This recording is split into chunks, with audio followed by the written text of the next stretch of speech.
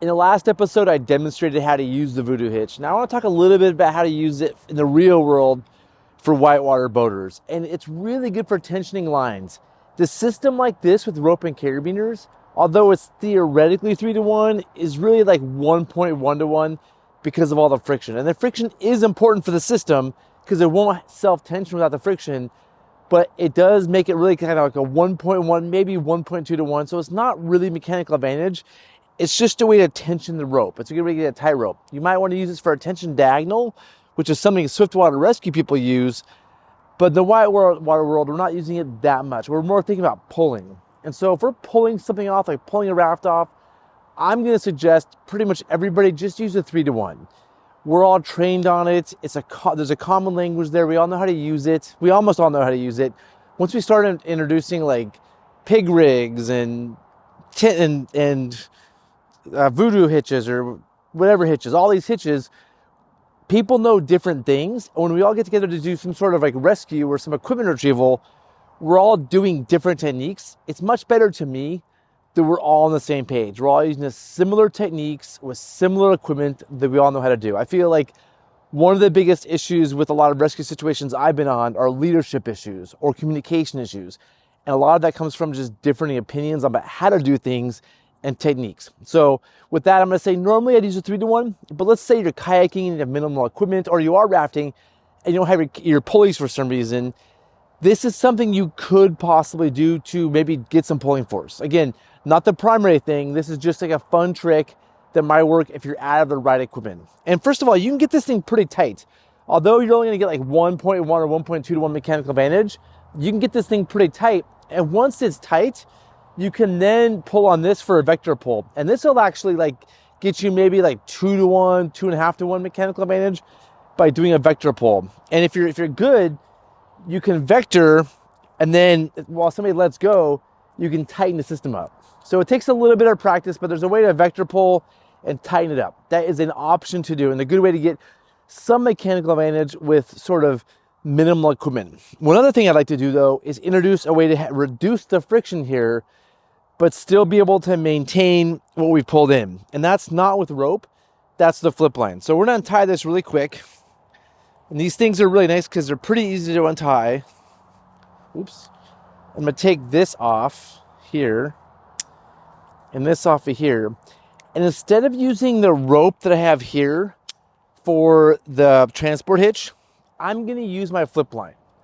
And so again, I'm starting by rigidly attaching a carabiner to the rope. I did this with a clove hitch. You can do it with all kinds of things. You can use a alpine butterfly. You could have a prusik here. And I'm gonna start by taking my flip line, which already has a built-in, ooh, that's tight. The one thing about the clove hitch here is it gets in the way of the locking carabiner, so it's hard to open it. There we go. It already has an eyelet, so there's no knot. You just tie the eyelet in, boom, or attach the eyelet in, you're ready to go. And same thing, you run this out through the carabiner. And the nice thing about these ultra high molecular weight polyethylene flip lines is the friction here is a lot less. Like it moves much nicer over the carabiner, so there's less friction. And then we come back here and do the same thing that we did. We take a bite, put it through. This is where I'm going to attach a carabiner now. And all I need to do again is rigidly attach this to the carabiner. I can't use the eyelet because I'm not in the middle, but I can do a clove hitch. And so let me see if I can do a clove hitch with webbing correctly.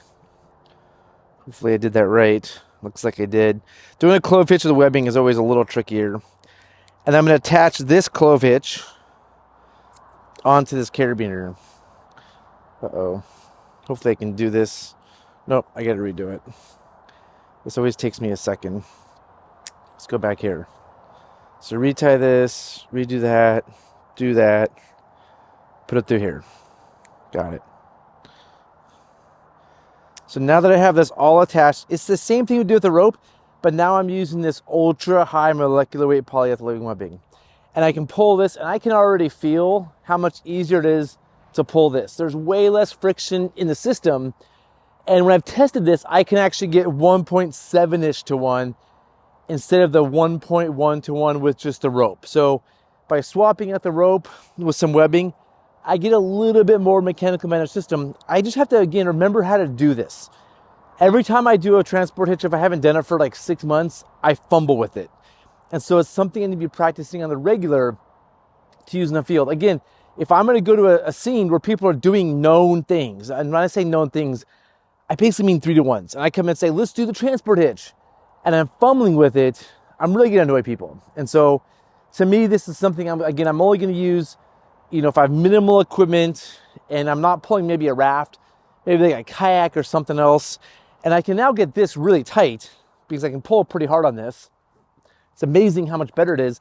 And now the vector pull is even better. I can really feel the force with a vector pull. So those are my thoughts on the transport hitch and its use for whitewater rescue. I know this might be controversial. If you have different opinions and you think this is the bee's knees and I should be using it more, awesome. If you have questions about it, thoughts, opinions, that's how I learned. So please share your opinions. Let's have a discussion in the comments. That's it for this episode.